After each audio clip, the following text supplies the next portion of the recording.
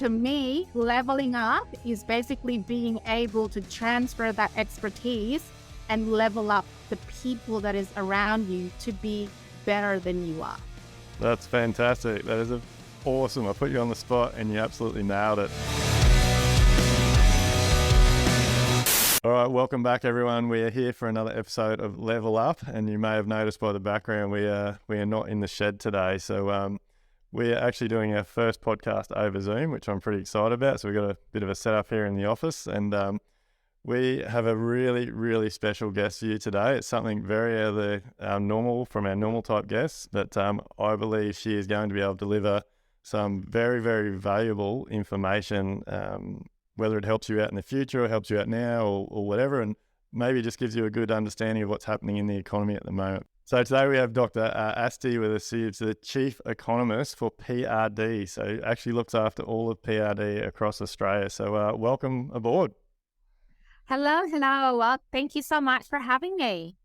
Look, this one is a real pleasure. And look, I'm sitting here quite nervous, actually, because you're probably the most professional person we've had on the podcast so far. So, oh, my goodness. No, it's my pleasure and my honor to be here. I love talking real estate, obviously, and every single parts of real estate, whether it's from a homeowner's perspective, from a builder's perspective, a developer, an investor, buyer, or even just in general, the economy and what's happening right now and how it's impacting everyone. So thank you for having me. No, it's seriously so awesome, because I believe you're going to be able to deliver so much value. So our most of our audience are builders and tradies, but we also do get homeowners, and we also have, which to our surprise, we've had a few younger people that actually don't know what they want to do in their career. And from our podcast, they've decided, hey, I want to be a designer, or I want to be an architect. So you never know what comes of these things. But obviously, there's a lot of talk in the media at the moment about interest rates and recessions, and who knows what's going on out there. But like, you're the person that actually comes up with this information and delivers it to PRD across Australia. So what are you actually seeing at the moment? I mean, look, it's very fair enough to kind of look at everything that's happening right now and sort of go, oh my goodness, what is actually happening? What kind of a storm is brewing, so to say, and who you can kind of look at when it comes to data, and also, what does it actually mean for you? And I think that's the most important part about the current situation, is that although there is a lot of talk on media about, figures, so for example, whether the interest rate's going up, whether home repayments is going to be extra, cost of living, everything that the media is talking about.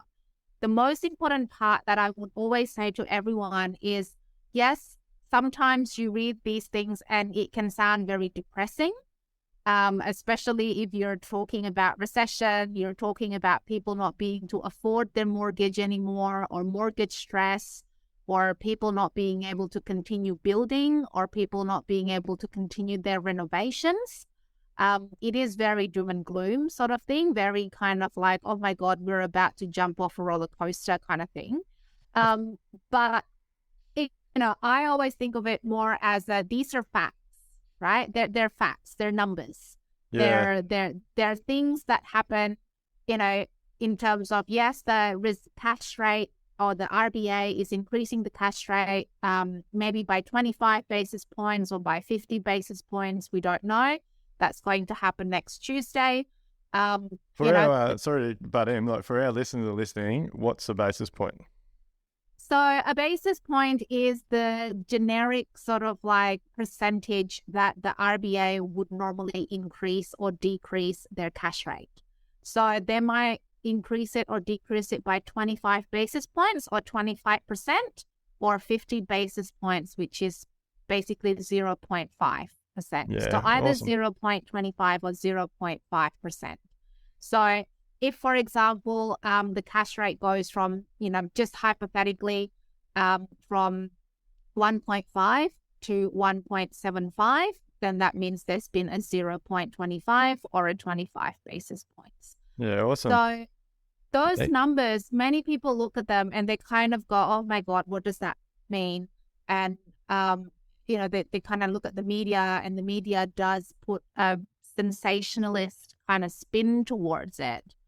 But the most important thing is to remember, what does it mean for you? How does it impact your own financial situation? And how does it impact what is it that you want to do when it comes to your portfolio? Whether you're a builder, whether you're an investor or a homeowner or a buyer or a seller, what does it mean for you and for your own financials? And basically, what is it that you want to do with your portfolio in real estate? Yeah, I think that's important. And so we were having a little bit of a chat before we started today, and we were talking about how you were saying that different, like it can be very doom and gloom, and they might pick out one area and it's either up or it's either down or whatever, but within that area, there's also a lot going on. So can you talk a little bit more about that? Like it's not, like I think when we see a lot of this stuff on media, it's all thrown in the one basket. So it's like, oh my God, the world's ending. But like there still is always opportunity around. There's still things happening in other areas. Yeah, it's interesting what is being put out there. And, and like I said, some of the wording can be very sort of like, oh my God, we're going to jump off a cliff and there's no sort of like safety net and we're all going to fall kind of thing. But the most important thing to remember about the property market is that even if, for example, I mean, the latest data that has come out is saying, Brisbane had the sharpest decline ever in history of 10 or 12%, right? Yeah. And that kind of like spurs a lot of people going, oh my God, like it's the sharpest ever in history. It's by 10% or by 12%, whatever it might be. But the thing is, within Brisbane, and this is the same with Sydney, same with Melbourne, and they have actually had a higher decline than us here in Brisbane. But in every single market, there's always markets within markets within markets. So in Sydney or in Brisbane or in Melbourne or wherever you're listening to this podcast, your local market or the area that you're very much so interested in will have its own dynamics based on how much demand is going into the area. So how many people want to live in the area and how much supply is available in the area. So how many houses, units, or townhouses. And so that's what I say when I say within a market. And now that within the market is some suburbs, half of it could be facing the ocean and half of it could be inland. Yeah. And the prices in that is the one that is near the ocean is potentially double the one that is inland, right? And then not only that, within a place, you might have houses, townhouses, and units. And the house market of that suburb could be completely different to the unit market of that suburb.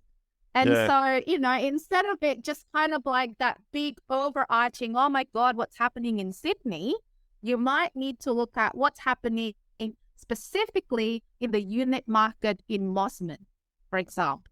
Or, and it's always, like I think with all this stuff as well, like the other thing is like, yes, we might be going through some change at the moment. Things are dropping off a little bit, but we've seen extraordinary growth in the last 2 years. So even with that percentage drop at the moment, we're still well ahead of where we were 2 years ago. Oh, very much so, because what we do is we actually track, all of the trends across Australia.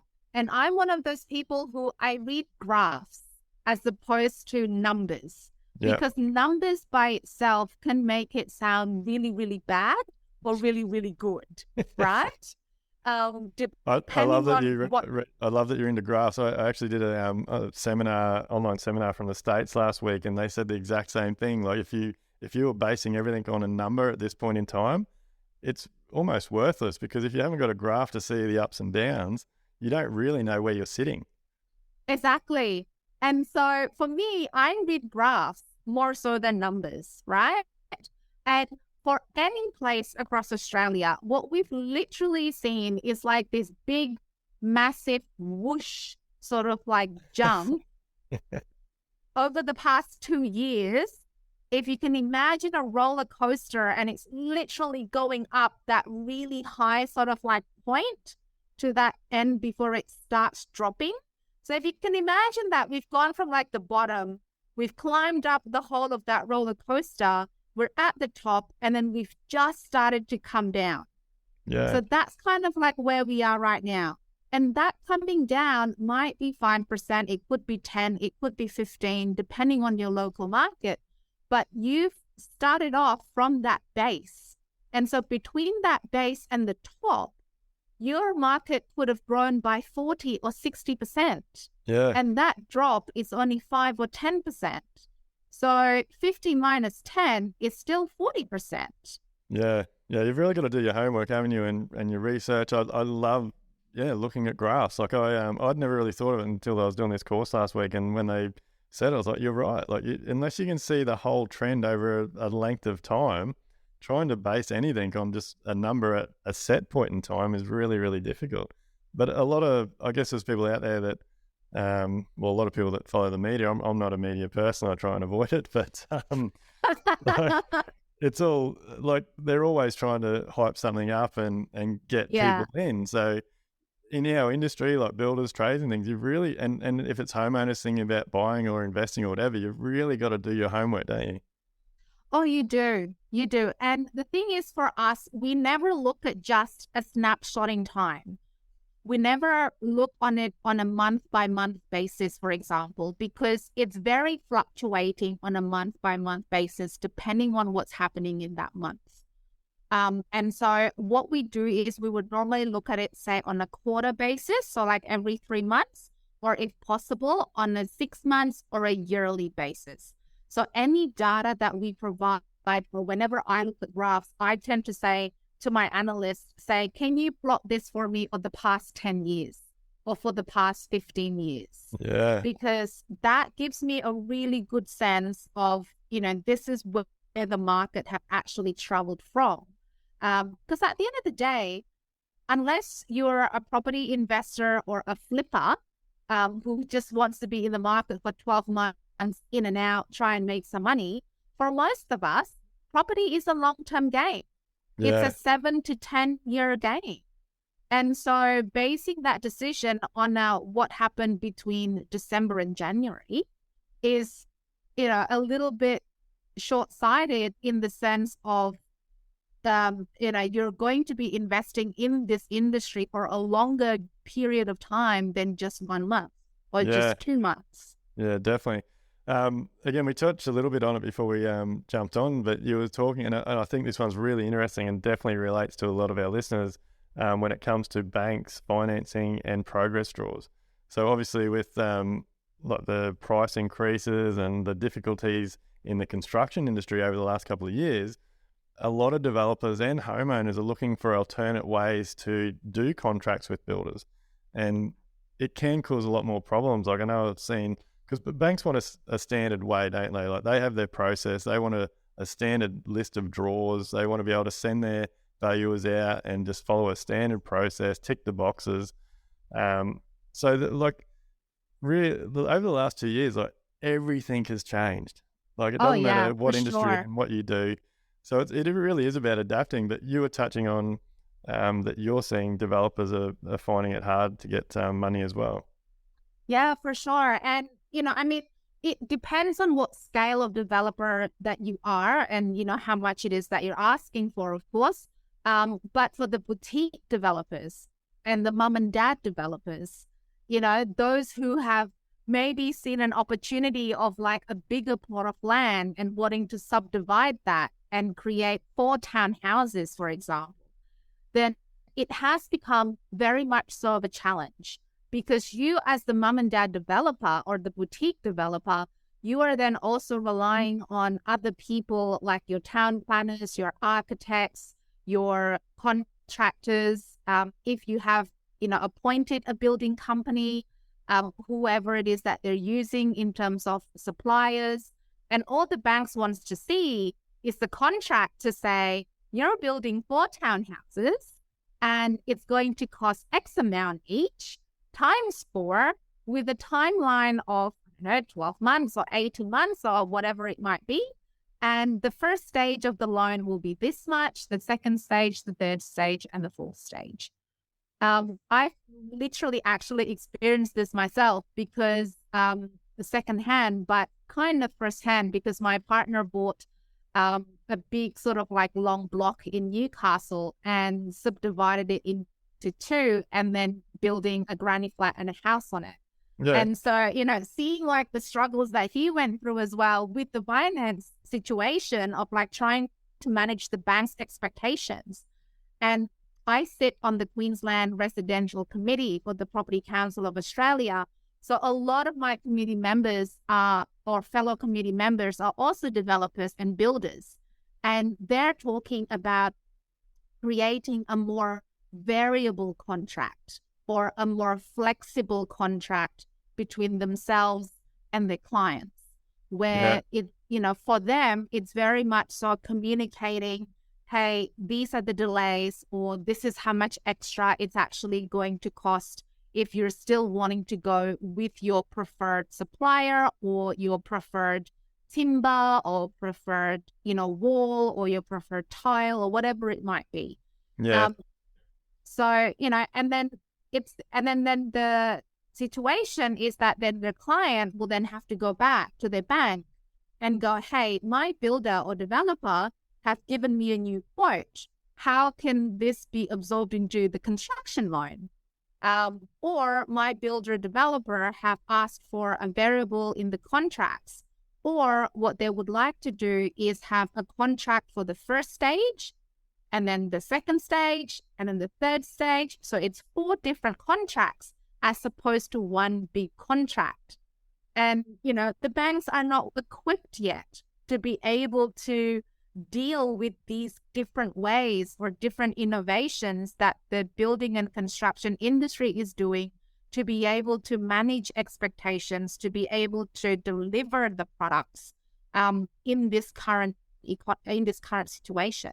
Banks want certainty. Like they want a contract, they want an end price, and they want to know that this is the draws, this is how you're going to work through it, this is the timeline. You're going to, it's there's definitely a lot of talk in our industry about doing cost plus contracts. I'm definitely not a fan. Yeah. I think they work for certain parts of our industry and possibly really big developments, but for smaller builders, I think there's just it's a can of worms. There's so much opportunity to get yourself in trouble. But because personally, I believe it's the builder's responsibility to put in the time and the effort, quote it accurately, build relationships with suppliers and contractors, get updates if there's going to be price increases, talk to you like we did right through the last 2 years. We've been having a lot of education during our meetings with our clients and letting them know what stage the jobs are at and look, your job, look, we've got this price now, but look, we've still got to go through certification, engineering. It's probably going to be this time when your job will start. We've been notified that there's going to be a price increase on roofing, so we need to allow that in our cost. And we've managed to be really successful with that educational process throughout the last couple of years. And I think there's a lot of people out there that just see those flexible contracts and possibly cost plus contracts. I feel there's a lot of risks there because if they don't put in the time and the effort and they don't price it properly, it's not like you can just go back to a client and say, hey, the job's gone up $100,000. Like, here's the invoice. Exactly. Like, because the bank, like you said, the bank's already worked all the construction finance out. They've worked it out dependent on evaluation. So it's really hard to get that extra money, or possibly impossible to get that extra money. Very much so. And at the end of the day, I think it really is that conversation between the client and the builder or the developer. And something that I always speak to a home builder, if it's their first home, particularly, because I know that there's a lot of people that did access Home Builder back when it was still available, is I've always said, have a look, and this is an economic term, but have a look at how elastic your demand is. So elastic means that if, for example, you've chosen, I don't know, a particular tile, and you, the builder or the developer, say, hey, that tile is not going to be available for the next 3 months. or if you do really want that tile, then it's going to cost you an extra, $20 per square meter. Have a look at whether you actually need those certain tiles, or whether you can actually go for another supplier, like another type of tile. Like I've been advising, like, have a look at what actually are your break or make in terms of the contract. What is it like? Do you need to really have that particular flooring? Do you really need to have that particular door? It's that. And I'm finding that the more elastic or the more flexible the person is, the easier the process is, because then you can actually really work with your builder or your developer or your architect in terms of what is the home that you want to be able to achieve at either the time frame that you're looking at or the cost point that you're looking at. It's when the demand, aka the client, is inelastic or inflexible, that's where you really get into those really sticky, frustrating situations. Oh my God, there's no way that I can deliver these kind of floors that this person wants within 3 months, or, without us absorbing the extra 30% cost, right? So, it really is about that, like you said, that early education to the client about the realities of the industry and what you're facing, but also that, that expectation and how flexible or inflexible can you be about certain parts of the build. So how, like, from your end, how, like, I feel definitely coming back into 2023, like, we're getting less notifications about price increases. Like, I feel things are leveling out a little bit. We've been looking for employees to join our team for ages, and we've finally got 3 that are going to start over the next couple of weeks. So I feel like things are settling down a little bit. Is that what you're seeing with all your numbers? For sure. I mean, a lot of the other developers that I talked to, they were already starting to see this towards the late, sort of like end 2022, where, beforehand, many other contractors are able to charge literally however much that they want to be able to get the job done. But now there's a bit more competition in the market in terms of, different parts of contractors for the build.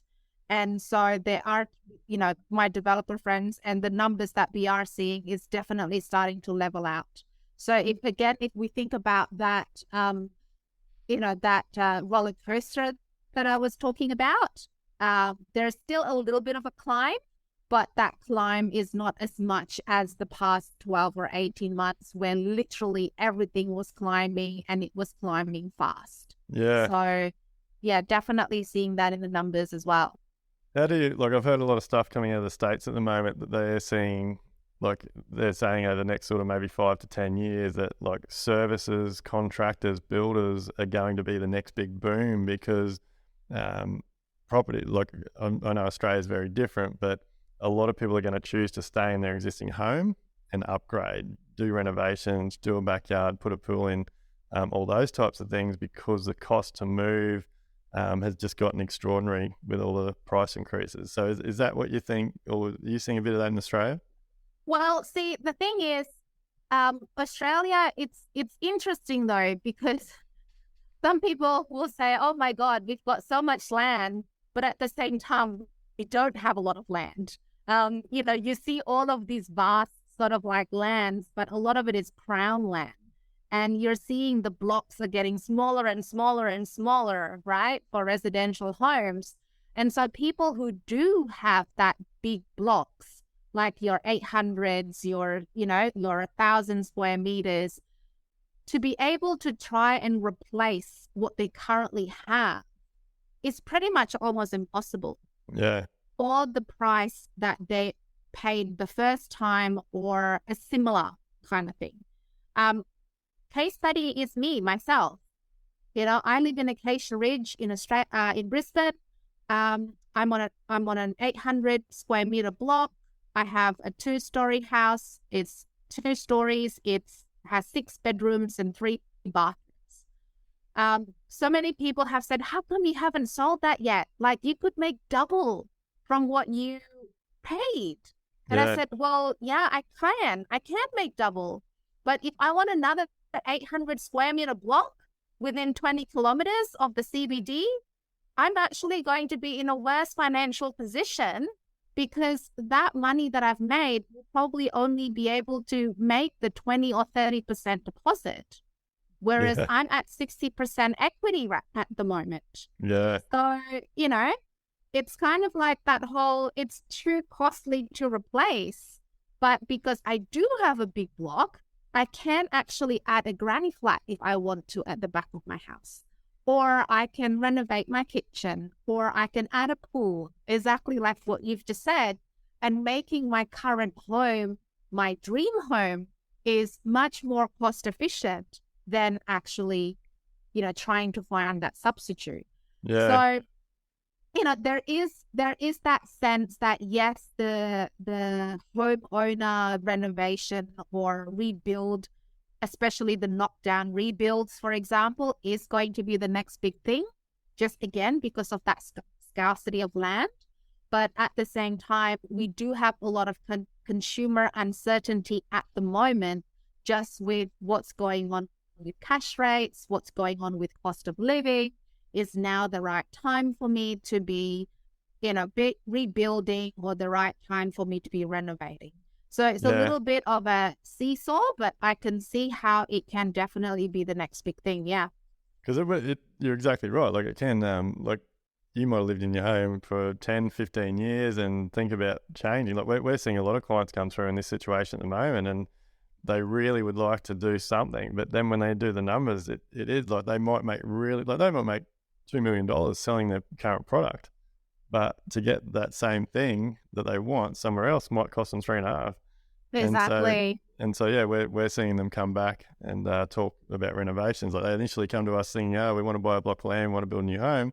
They do the numbers, they end up coming back for renovation. But like you just touched on it then, like land is almost non-existent. Like you see these new housing estates getting built, and like they're literally starting the first house as soon as they've laid the last bit of pavement on the road, and they're filling up. So, like across Australia, is that the case? Like, is land very limited at the moment? So it's definitely more limited in your metro areas, whether it's Brisbane, Sydney, Melbourne. Particularly Sydney, Melbourne, and Brisbane is getting very crowded, and there's a lot of talk about trying to free up more land.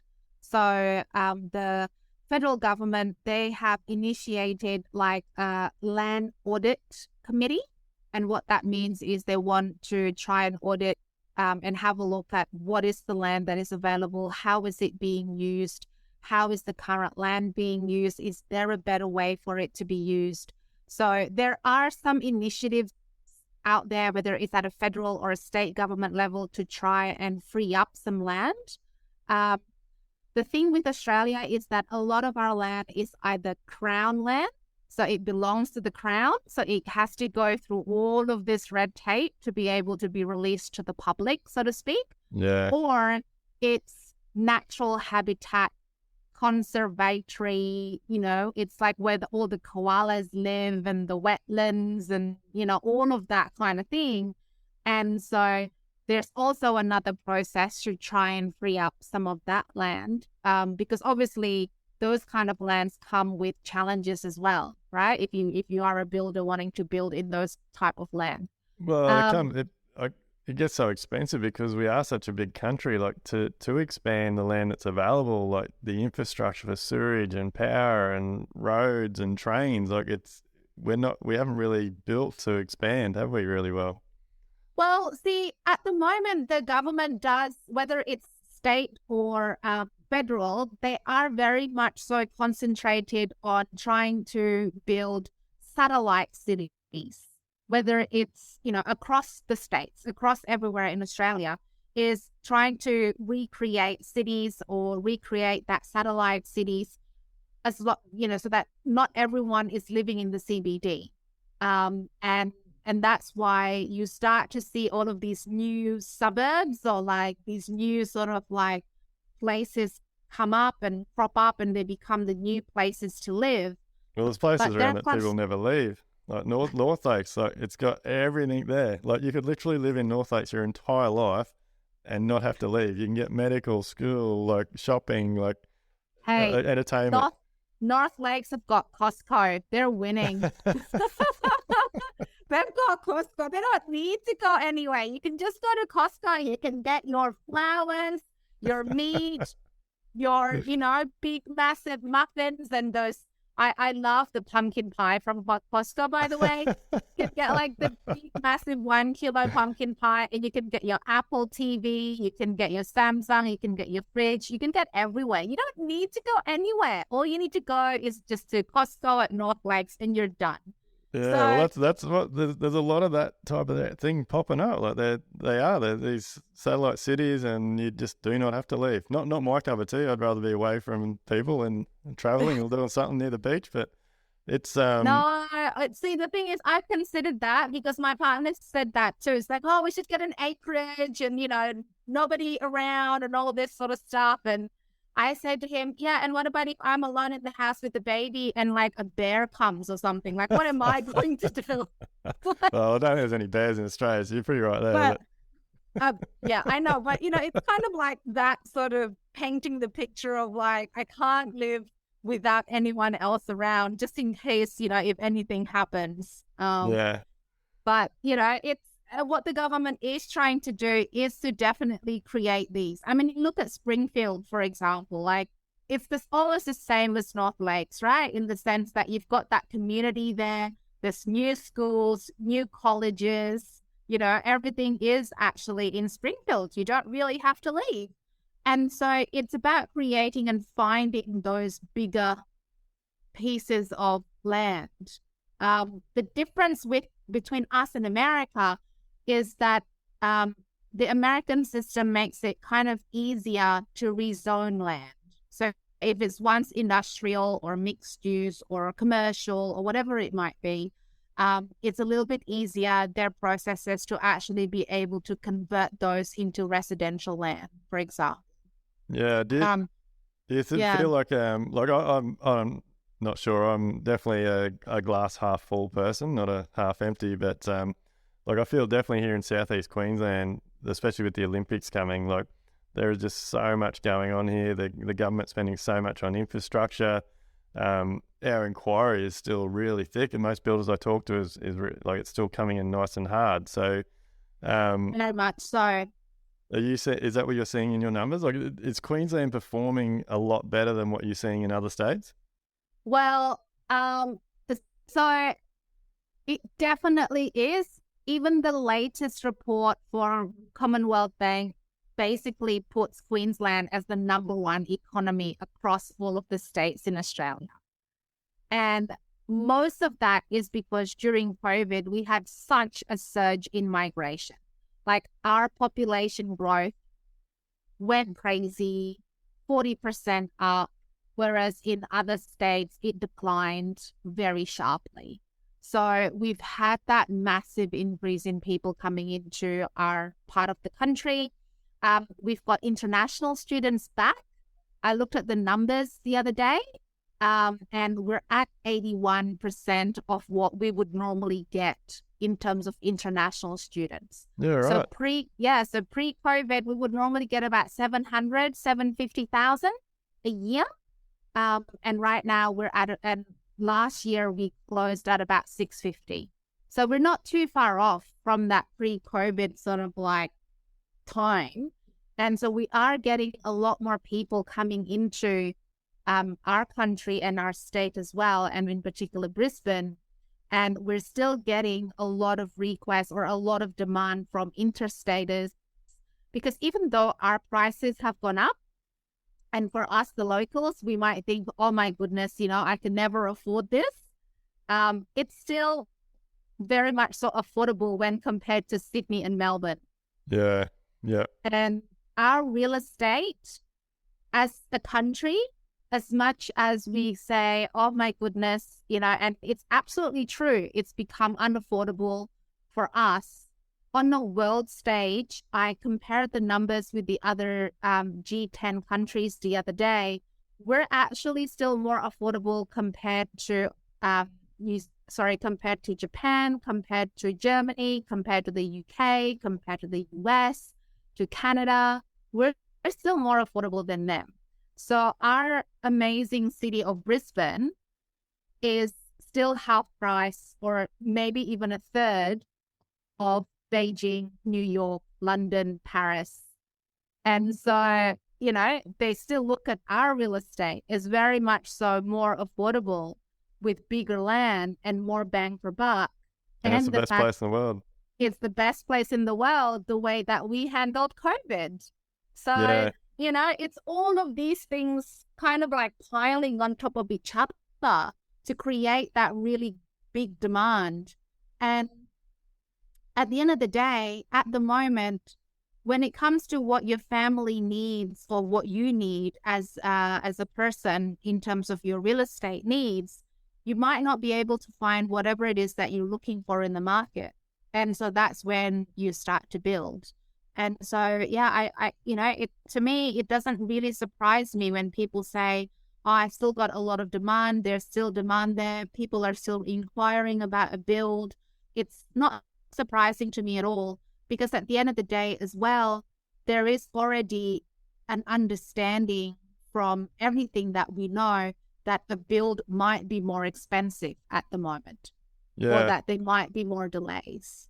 So I think it's really interesting listening to everything you're saying, and I think it would definitely help our listeners. Like for people out there that are like most builders, their goal is to become a developer, to do their own projects. I think a lot of it's to do because they think if they do their own projects, they're not going to have to deal with clients. But there's pros and cons to everything. But like to hear the information that you're looking for at PRD, it's the same information that they need to be looking for, isn't it? Like I hear you say you're looking at like what governments are doing, what schools are doing, like you're looking at overseas markets, what they're doing. It's really important if you want to get into that development type market that you do your research, isn't it? And figure out what's in the area. Like I imagine you take into account, you do your homework with bigger companies, like where's the next Bunnings going to be? Where's the next Woolworths going to be? All those types of things. Oh yeah, for sure. What is in the pipeline for commercial, infrastructure, and industrial is very important to us. So whenever we do our market updates or our property reports for a particular PRD, so for example, the PRD in Bungendore or the PRD in Hobart or the PRD in Southport, wherever a PRD is, we always include a project development map. And at the moment, because PRD is the child company of Colliers International, we're actually able to access every single development, regardless of whether it's an infrastructure build, even if it's just fixing a bridge or fixing a pothole in the road, up to like your bigger stadiums, hospitals, warehouses, new shopping centers, whatever it might be. At the moment, actually, I just finished looking at data for Robina and Shayla Park before I came to this podcast. I can see what's about to happen between now and 2025. So that gives. So is that a hot tip? Are those two areas about to go through the roof? Like what's that? It's not a hot tip. It's just more kind of like, this is the crystal ball part of our property market updates, where we're able to tell the clients and the people to say, look, it's not just about what has happened and how we got here and why we're here. It's also about, here's us looking into the magic ball that we're able to see and map out, okay, so in this particular area, in the next 2 or 3 years, there's going to be X, Y, Z, big shopping centers. There's going to be this new school, going to be this new house, whatever it might be, and put it all into a nice looking map so that if you are developing or if you're thinking about developing something, you can kind of see, oh, okay, there's already a cluster of houses being developed here. There's another cluster of infrastructure, industrial here, but there's no residential yet. So that's very much so something that we look at to be able to inform the market accordingly, and also our developer clients.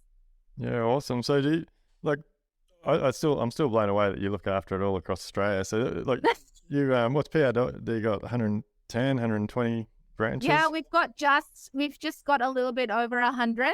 So today I looked at markets. I looked at so many markets today. So like I said, I did Robina, I did Shayla Park, I did Hurstville in New South Wales, I did Bungendore, I did Albury and Wodonga, Bendigo, and New Norfolk, that Bendigo in Victoria, and New Norfolk and Glenorchy in Tasmania. So that was what was on my plate in terms of market updates that I had to look at and approve today. So I've kind of traveled all around the country today. Actually, we went on a business trip down to Albury, Wodonga and Bendigo only 2 months ago, and it blew me away. It is absolutely beautiful down there, and the amount of new building that was getting done was insane. Yeah, it is. I traveled to all of the PRDs as well, just to catch up with everyone and see what's happening. And it does, like you say, even though I'm only there for a short amount of time, I walk around or I drive around, and I'm just looking at so many cranes and so many land being cleared and so much new development. And it's kind of nice though, because like I love seeing the mix of old and new. You see like the houses are like the complexes, and you see them literally like you've got the new architecture, like your minimalist glass panes, all of that kind of thing. And it's literally next to like this very intricate Victorian sort of architecture. And it's just next to each other. And it just creates this very different feeling as you go through the regional areas than say Brisbane, Sydney or Melbourne. Yeah, no, it's unreal. So like with you know all the numbers, you research everything. Like again, the media's like, and we're seeing a little bit with we're having customers fall off because of the interest rate rises. But like we just said, when you drive around, it doesn't really matter whether you drive around Brisbane or Albury, Wodonga or anywhere. There seems to be a lot of work going on. Like, are you seeing in the numbers, are interest rates affecting the market as much as what the media is telling us? Yes and no. So yes, in the sense that they're affecting prices and activity maybe from the last quarter, like the last maybe 3-4 months more so, but not to the extent or to the steep level that it's being reported in the media. It's not like a doom and gloom sort of like crash situation that we're seeing in the media. It's definitely have an effect, so yes, but not to that big extent. Yeah. And at the end of the day, I always say, all of these numbers, that is what they are. They're numbers, they're facts, right? Yeah. But it really does depend on what suits you at this point in time in your life, in terms of the property type that you're going for, the strategy, whether you're buying or building or renovating, the strategy that you're going, and also your financial situation, whether you should hold tight or whether you should jump in. Like, no matter what the media says, no matter what the data or the facts say, it really needs to go back into your own personal needs, strategy, and financials. Yeah, and there's a lot of people that I guess like look, I'm not super old, but like you hear like my parents say, it doesn't matter if it goes to 6 or it goes to 7. Like we were paying 18 or we were paying 24. Like, but life is very different now, isn't it? Like it's not like it's a very busy life. You got generally both partners working. Like I think Westfield do incredible marketing. I don't like going to the shops, but like you go to Westfields now, and it's not just like when I was a kid, you go to the shops to get your groceries with your mum and dad, you go home. Like Westfields is a whole outing. You can do your entertainment there, you can do your shopping, you can go out for a meal afterwards. Like, for sure. It's like a one-stop shop place. It's, and you're absolutely right. Everything is very different now. Like I go to parties, I go to barbecues and social gatherings, and, real estate is such an everyday topic. It's part of our Australian DNA that you talk about real estate anywhere and everywhere, It's not just at work or on a strategy meeting. You could be like having a barbecue and the and people talk about real estate. But the thing is, and I do get it, and they're correct again from a data perspective, from a numbers perspective, they're correct. Back then interest rates were at 18. There's people who were paying at 9, people paying at 8, what have you. But at the end of the day, what we've experienced since 2010, 2011, if you want to stretch it a little bit, is basically cash rate cuts, right? Yeah. That's what we've experienced. And so that's what people are used to. Behavioral economics tells you that if that's what you're used to and that's the pattern that's been going on, then that is what you prepare for. And the fact that we hit 0% during COVID and also before COVID, the RBA held our cash rate at 0.1 for so long, that is what we're used to. That is what our psychology gets used to. Yeah. If you look at any first home buyers right now, they're used to that environment. They're not used to the cash rate going up and up and up and up and up on a monthly basis. So you have all of these new first home buyers who've just put themselves into the market, who've just committed themselves into a big debt without ever experiencing an economy where the cash rate goes up. So it's not part of their psyche. And so that's where the shock comes from. That's awesome how you've explained that. Like I've never thought of it like that, but you're right. Like they don't know what it is. They don't know any different. Anyone that's come in the market in the last 10 years doesn't know any different. No, and to them it's just numbers. They just hear 18 and they hear 18. They don't hear 18 and then back then this is what the grandparents had to do. Property markets. I remember looking at Brisbane because I was looking at what was prices before the Expo 1988, and it was still like at 75,000, 100,000. Yeah. And you can't. And yes, interest rate might be 15% back then, but you can't really compare that because our price right now is in the millions. So, it's very much so that real comparison of apple to apple as opposed to apple to oranges. And that's what, like, whenever I'm at a barbecue, I always say, well, you got to compare the same kind of sausages. You can't be comparing sausages and steak, So, it is very much so that difference right now in situation. Yeah, no, look, I'm really interested to see what happens over the next 6, 12, 18 months. I'm very positive. Like I said, we got a lot of work on. We got a lot of inquiry coming in with everything that I'm doing in the industry. We're no different to every builder. Like I said, we've had 3 jobs fall over because the interest rate rise and people just couldn't stretch their finances that little bit more. So I think there's going to be a lot of that happening. But on the other side of that, there is a lot of positive out there. Like there's a lot of new developing going on.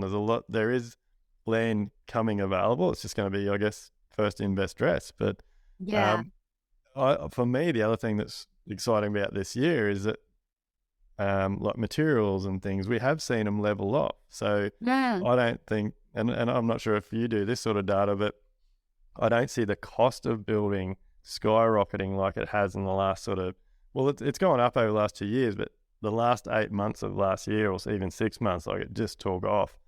Yeah, for sure. And I think all that's leveled out a lot. So I'm really positive about what's coming up for this year. Is PRD positive about the future and what's happening? Very much so. Very much so, because all of our agents on the ground are literally reporting back the same thing. Demand is still there. Yes, some buyers do take a longer time to make up their mind. And a lot of it does go back to that that consumer uncertainty and them kind of figuring out where they are in their financials, stuff like that. But properties are still being sold, and we are still seeing double-digit numbers when it comes to open home inspections, whether it's for rentals or whether it's for to be sold. There's still that high level of inquiry. Some might say that, we're not really seeing that for the past month. But then again, the past month in real estate have always normally been quite slow with the, December and Christmas and people on holidays and all that kind of thing. I know some people that literally only came back to work like last week. Yeah. So, there is still Again, definitely. like just that in itself, like the media jumps on that. Oh, it's slow. I Like know, people aren't and going it's to like, open homes. Like, and it's funny though, because like we have this WhatsApp group, right? Of like all of, everyone everyone who's in real estate, everyone who's at PRD, and they're going, oh, I haven't had any inquiry for a week. And you sort of got, yeah, because it's like the week after New Year's Day and everyone might still be on holidays and it's school holidays and parents are still on holidays. And so, and then you get the sensationalism of like, oh my God, it's slower than before. Cash rates really impacting, when really it's a seasonal thing. And so we're definitely positive. Most of the agents are positive in terms of they're seeing development happening. They're seeing the buyers coming in. They're seeing sellers also being more realistic with what they can get in terms of their properties, and landlords being more realistic as well about what they can get for their rentals. And so it wouldn't surprise me if, we're going to see a steady market this year, like kind of like that ship is like being a bit more steady as opposed to being on a roller coaster that goes up and down and up and down, like yeah, we're yeah. start to see that steady market. So for any listeners out there that are thinking about doing developing, like, does PRD make the research that you do available, or is it just all in-house stuff? No. So all of the research that we do for the PRD offices are available online. There's no charge to them. You just have to sign up, just because we just want to make sure that you're not a robot, the usual thing. Yeah. And everyone can download any of the PRD reports for whichever area that you're interested in. So, if you're interested in any certain areas in the Gold Coast, or up in Whitsundays or Tasmania or even Perth, there's PRD reports for all of those areas. And it's basically uploaded on our research hub, and anyone can create an account, again, just to make sure that it's not a hacker and it's not a robot. Yeah. And just download it free of charge. That is fantastic. I actually weren't sure how you're going to answer that, but that is amazing that all that information is readily available to people that are, because a lot of people wouldn't even think to look. Yeah. It's very much so that a lot of people think that research and data is like hush hush.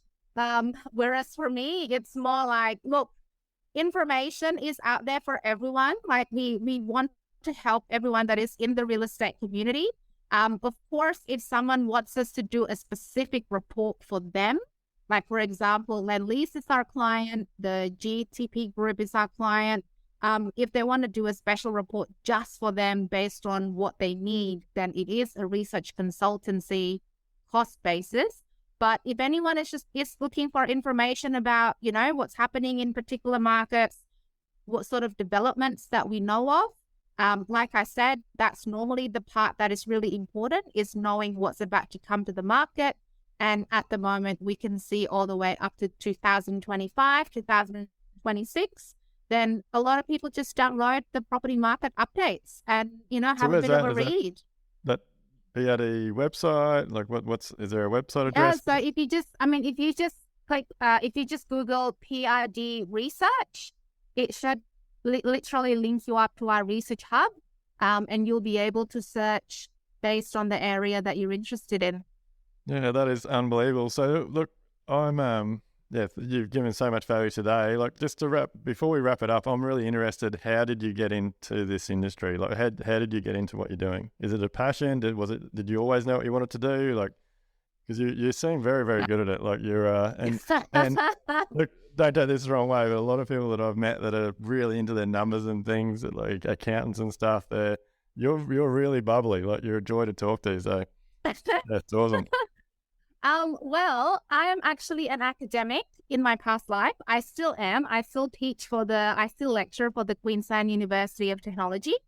So how I went into this job was our past chairman, managing director, Tony Brazier, who many people would know in the real estate world. He took a chance on someone who is an academic, someone who did her PhD on asset management, and someone who has all of the research skills, so to speak.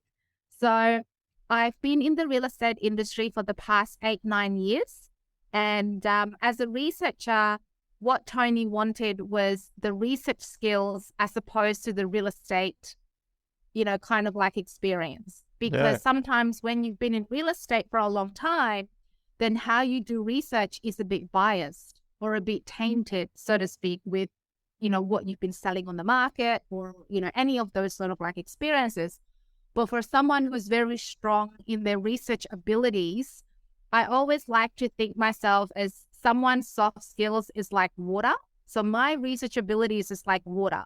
And water you can pour into a jug, into a bowl, into a glass, into a wine, whatever it might be, and it takes the shape of whatever it holds.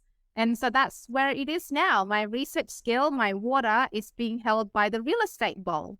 And that's where I'm at. And that's probably how I'm different than a lot of people with data, is because I'm also an academic. So my part of my role was to, create lectures and provide lectures and explain the exact same numbers or the exact same data to someone who's a first year uni student, to someone who is doing an MBA and who's been in the workforce for a while.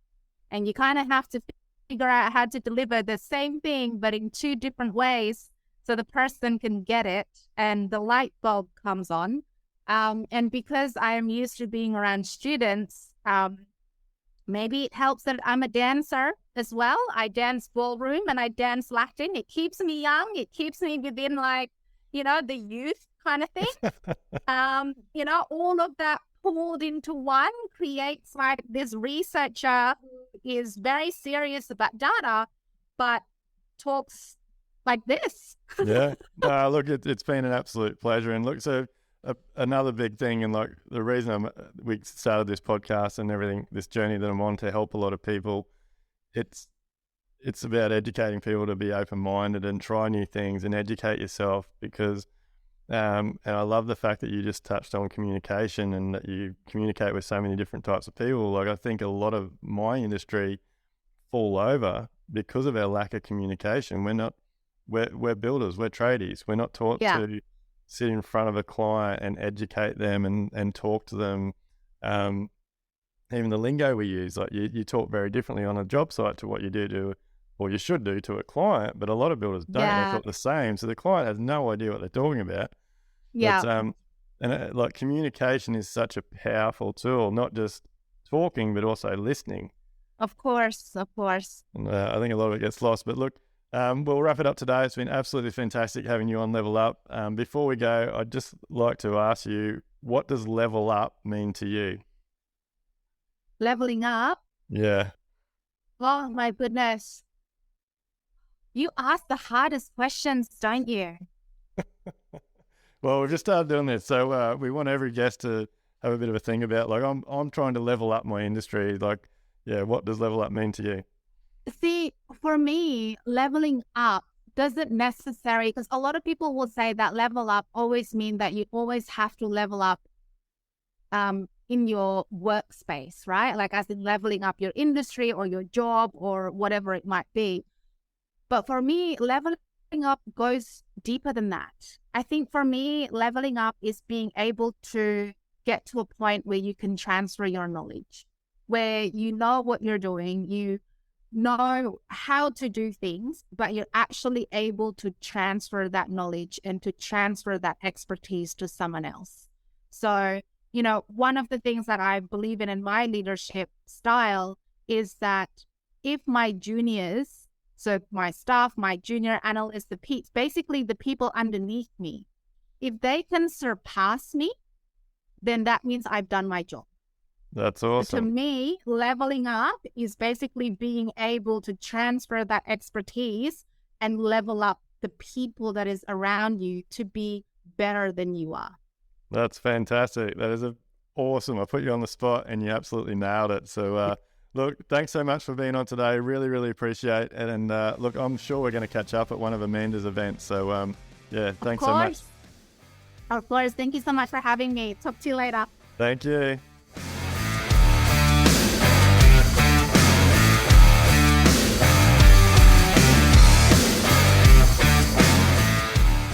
Everything discussed during the Level Up podcast with me, Duayne Pearce, is based solely on my own personal experiences and those experiences of my guests.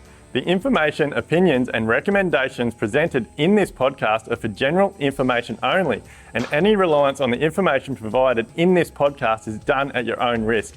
We recommend that you obtain your own professional advice in respect to the topics discussed during this podcast.